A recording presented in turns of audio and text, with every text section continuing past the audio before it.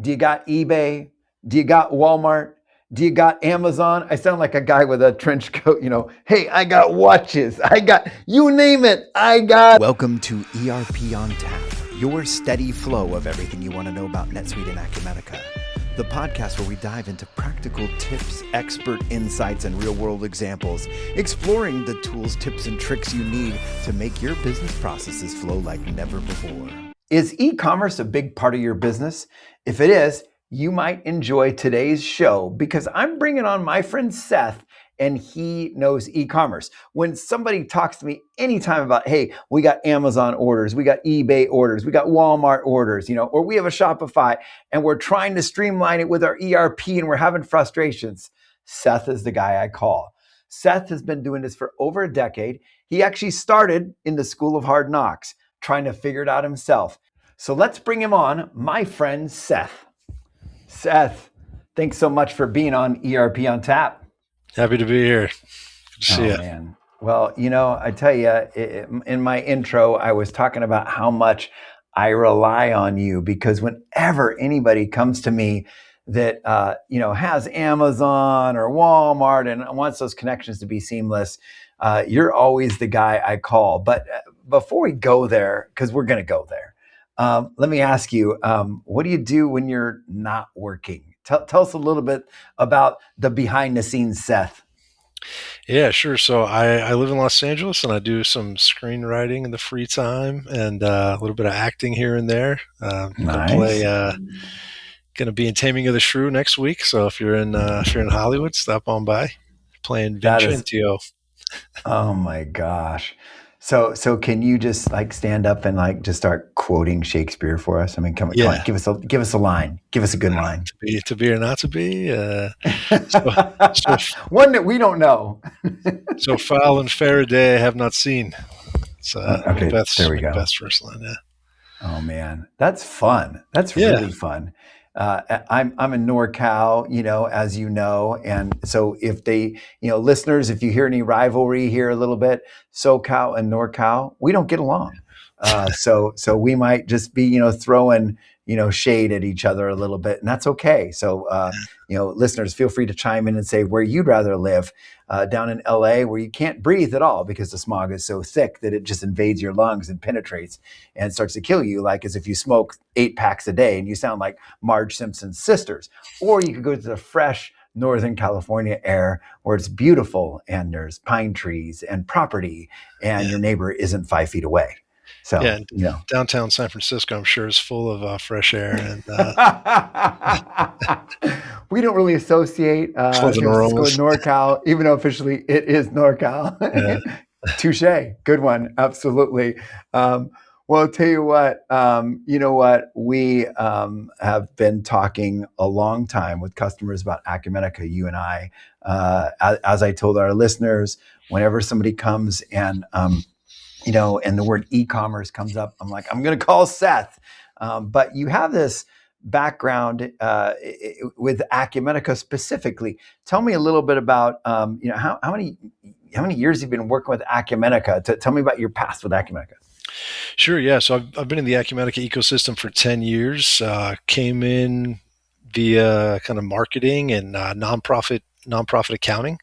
And then I ended up at SWK Technologies for 5 years or so, and ended up demoing pretty much every edition of it. But I was always kind of the e-commerce, guru, I think, just because I knew more than other people. And that's because before ERP, I worked at digital agencies. I was Google Ads certified and SEO and all that stuff. And so I was pretty familiar with the different shopping carts between WordPress and Magento and BigCommerce and Shopify. So when, Acumatica was originally leading with Magento via Kenzium connector, but Acumatica being a hosted application, it always seemed like, Shopify and BigCommerce would be a good place for them, also being hosted applications. So as they've created those embedded connectors, through the last, 5 or 7 years, I've been the guy. Like you said, I'm the guy to go to, and so done some installs, and certainly have done quite a bit of pre-sales with it. Yeah, no, absolutely. we probably said the word Acumatica about 20 times already. So let me ask kind of a very obvious question. Yeah. Why Acumatica? In other words, e-commerce was your thing even before Acumatica was on the radar. Why did Acumatica come on the radar? Why that instead of other ERPs? Yeah.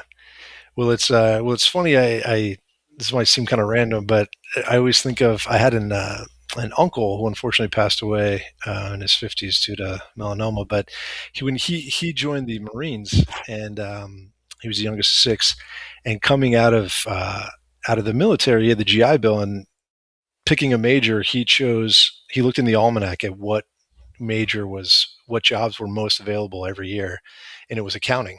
And so Huh. he studied accounting, and that's so foreign to how anybody in my generation chose a major. There was never an almanac involved, but Yeah, yeah. I think everything leads to accounting, at the end of the day. So even, doing some entertainment stuff and doing some marketing stuff, I ended up in ERP. And I think Acumatica is a really great publisher. I think they do a lot of things the right way, and I think you're kind of seeing when you do things the right way how over time it kind of really stacks up. Like listening to your customers, for new feature enhancements, and the way you price things, and you know having just one product and doing two major releases a year and so on. So I think they're in a really good spot, and it's the only ERP I know and love. Oh, that's cool. That's cool. It's funny as you talk about that, and you even said, it all goes to accounting. How many times have you and I been talking with someone? We always say all roads lead to the GL, right? Yeah, yeah, Because it yeah. always Not, goes back to that. So I think of that. But no, it's interesting because in that Acumatica world, and honestly, in just the ERP world in general, very often, we'll hear those words where all of a sudden somebody's talking about Amazon orders, or somebody's talking about their store, their shopping cart or whatever. I always see you really come to life when we start talking about e-commerce. There's you gave us a little bit about your background. Tell us a little bit more about your background specifically with e-commerce and how you really got sure. to start, and why is it I see this fire, this light in your eyes when all of a sudden you start talking e-commerce? Yeah, so that's a good. Thank you for bringing that up. So before working at digital agencies, I actually the family business. My mom has a professional services started a professional services company where she built integrations between e-commerce and ERP systems. But then she married an Egyptian guy. I remarried in my 20s, and they started EgyptianCottonT-shirts.com. Not to plug a website here, but so I kind of cut my teeth on that, and learned SEO, Google Ads, all that. Was doing photo shoots and all kinds of stuff, and so I'm definitely very aware of the pain of having inventory, especially so many sizes and colors, and trying to rotate inventory and all this stuff. But also fulfilling your orders and not selling stuff you don't have, and then needing to get the financials together. It's better if they're more live than something you have to scramble to put together at the end of the year. Count your inventory and push the shoebox to your accountant, right? It's better if you have systems in place to help with that. One of the topics that always seems to come up is as people are looking at an ERP system, very often, a company will talk with us and they'll have like 23 things they want I'm saying this randomly, that they want this system to do. I want to do accounting, I want inventory, I want to do, and they'll name all these things, right? And we're kind of taking notes. And it seems like very often a good ERP like Acumatica can do 21 of those 23 things, or 20 of those things. Yeah, But then there's something where, it's like, taking the orders. There's something that Amazon's doing, and Acumatica never tries to be Amazon. So hence the word integration, right? yeah, Whenever you've got an outside system, hey, and it could even be, hey, we like our CRM. We use a best of breed CRM, and we're going to keep that. Our salespeople like it. So does it integrate with Acumatica? Whenever the word integration comes up, but we can kind of stick in the realm of e-commerce. sure. you talk about embedded integrations a lot. Tell us about these embedded integrations and why that's always something that's very important to you as you're talking about this in the Acumatica world and in the e-commerce world. Sure. So a lot of modern systems have, APIs, but like if an API falls in the forest and, it doesn't talk to another API, does it really matter, right? I mean, like so does the other system have an API? Great. But who's going to build that bridge that kind of, when you save something here, it triggers this, or, make those decisions and so on. And so Acumatica has, in certain instances, like with Shopify, Ecommerce, Amazon, has built those integrations embedded so that you can just configure it, directly in the system without needing a third party or a developer or anything. And so what really happens is it almost feels like it's just another module, right? Because when if an order's placed in, Shopify and it just shows up in your sales orders, right? It doesn't feel like it's a third party system. It just feels like it's all part of the same system. And so I think, what you and I see quite a bit is a lot of times as companies grow, they grab they grab what they need, right? Because we need to sell stuff and make money and then, fulfill it and deliver on it, right? We need to do our business. But as you do that, right, do these systems talk together? Probably not. Are we doing a bunch of stuff in Excel, right? Then that doesn't talk to anything, but it's, powerful to kind of get what you need to get done. And then a lot of times people build custom solutions, or they build or they grab something that's very, specific to their vertical, right? Or they're specific to their business. If you're, selling bird encyclopedias and it just does that, but what we see is, right, none of those think about accounting, right? The Excel doesn't think about accounting, the specific thing, the custom thing. And so ultimately everybody kind of ends up in a position where it's like, hey, we can't get the reporting we need. Like nothing is talking together. And so that's where, again, having the ERP, the mothership, the, system of record with those embedded integrations where it's just kind of modules that are all tied together and everything kind of flows.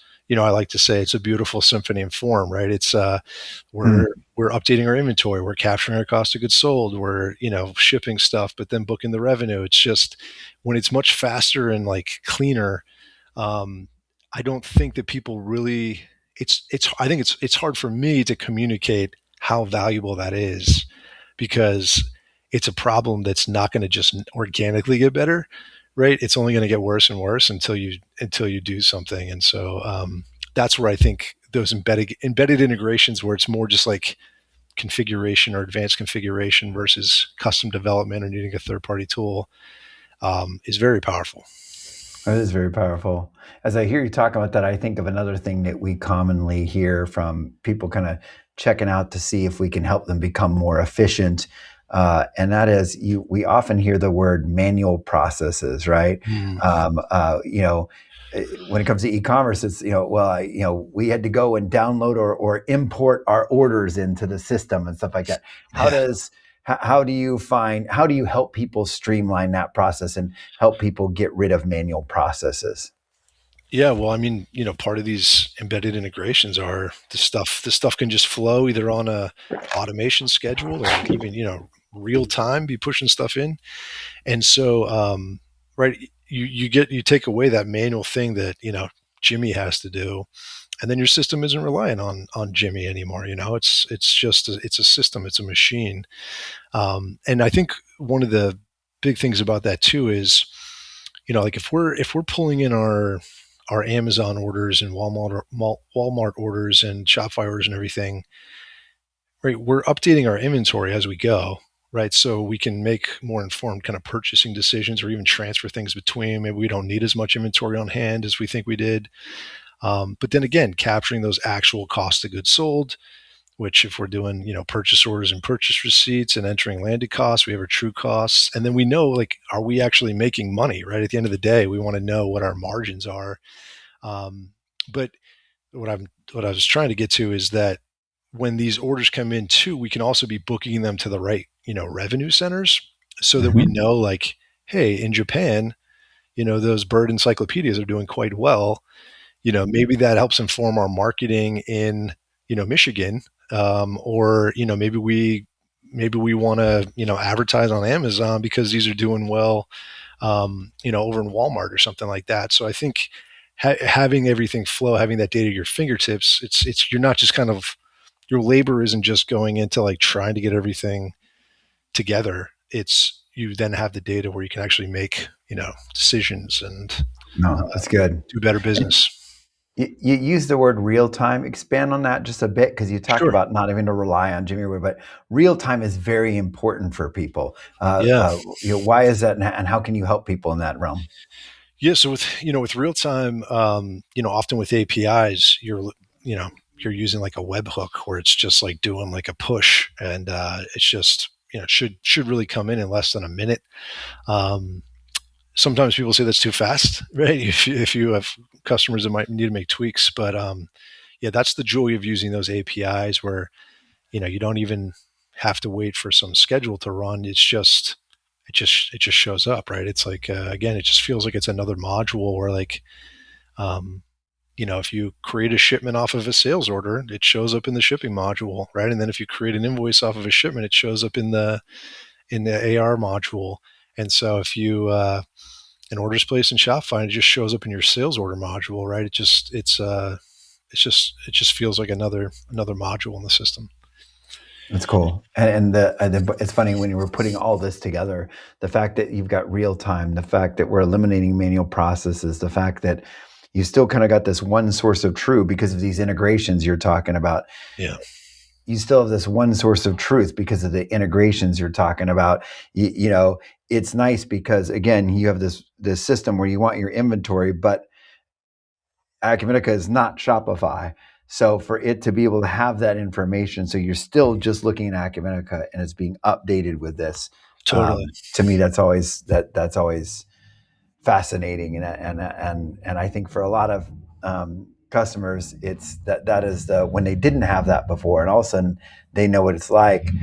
We've actually interviewed on the ERP on Tap podcast, somebody who goes to a different company, and the first thing they do is, oh my gosh, we need this system, we need this ERP system here now, because I can't use QuickBooks Plus, I can't do the manual processes again, I can't not have real time again, I can't not have the good integrations again, to where every time something updates, it breaks. So these are the key things you're talking about. And I think it also shows sometimes we talk about if people are making a purchasing decision of, especially of an ERP software, there's the software functions. Oh, they have these embedded integrations. That's great. Right. We can scan in the mobile app and do certain things.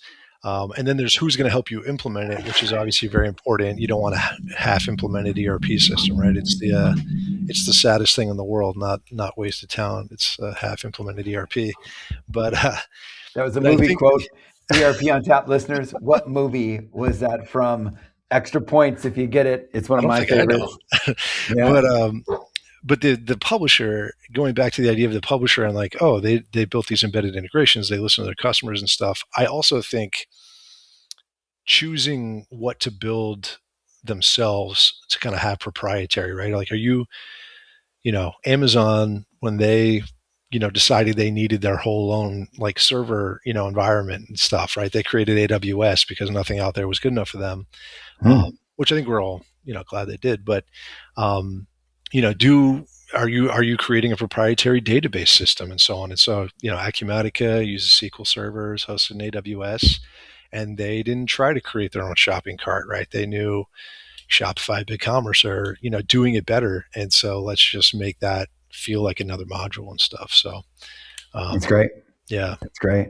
Well, tell me this, and I've asked this question with some others on this podcast before. As a matter of fact, I remember in our construction episode, I asked the Acumatica construction guys, but I want to ask you, because you're our e-commerce guy. You know as well. When it comes to Acumatica checks so many boxes. But one of the great things that you actually mentioned in this podcast is the fact that they have 2 updates a year. And in these updates, it's not just like, a fix of something. It is also, hey, here's some new features. So we're always looking for those features. As a matter of fact, any of us who go to Acumatica's once a year event, At the beginning of the year, we're always like, okay, what are they going to announce? What's It's like coming? Christmas. It's like Yeah, it Christmas. is. It's Yeah. like, it's just past Christmas, but it still feels like Christmas. And last year it was all about all the new AI stuff that's happening. So if you could wave your magic wand and you could say, man, I wish the next thing from Acumatica would be this. What would you like to see? Because Acumatica is listening to this podcast. What would you like to see from Acumatica? Yeah, I think maybe some more like dynamic scheduling, like especially with like the projects and they've done a lot within the field service, but kind of, I know some people would like to even just be able to schedule local shipments, using that kind of calendar. So I think a little more flexibility on that, which I wouldn't be surprised if they're working on. Um, I think it would also be nice to have some more localizations, as we have people that kind of pop up in different parts of the world. I know other publishers have a little more kind of localization stuff. So, and then That's maybe cool. maybe like license plating in the WMS and the mobile app, so you can Yeah. build a pallet and ship it and so on. But There you go. Oh I'm man, pretty happy. you're getting all WMS specific on us here. I need license plating. That's right. So we don't have to Yeah, go to a third party and just do trying an to sound smart. integration. Yeah, yeah. That's awesome. That's awesome. And by the way, Wasted Talent's from Bronx Tale, one of my favorite films. So come on. Oh, yeah, yeah, yeah. You know that. You quoted it, man. You quoted, you didn't even know that what you were quoting. You were quoting C. So $20, good. you got rid of that guy or That's right. test. We can start quoting him all day long. He Yeah. took a shot. So ERP listeners, tell me, as many of you, if e-commerce is your world, what are your questions? Please send them to us. What are your comments? Jump into the comment section. And while you're there, by the way, go ahead and hit that like and subscribe button. We're so glad to have you as our listeners.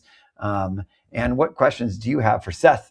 Because let's stump him, man. Let's ask him e-commerce questions he can answer. I want to do it. He's my friend. I like stumping him. Seth, I appreciate you being on the show. Our listeners appreciate you. Thanks so much for sharing, my friend. You got it. Happy to be here. Yeah, absolutely. And for all you listeners, thank you so much. Honestly, you make the show. So we're excited about it. We want to continue to bring you good content. So to help us do that, please hit that like and subscribe. Tell someone else about it. Share this episode to your other friends who are in the e-commerce world that might want to know some of what Acumatica can do. I'm Jonathan McKee, and this has been another episode of ERP on Tap.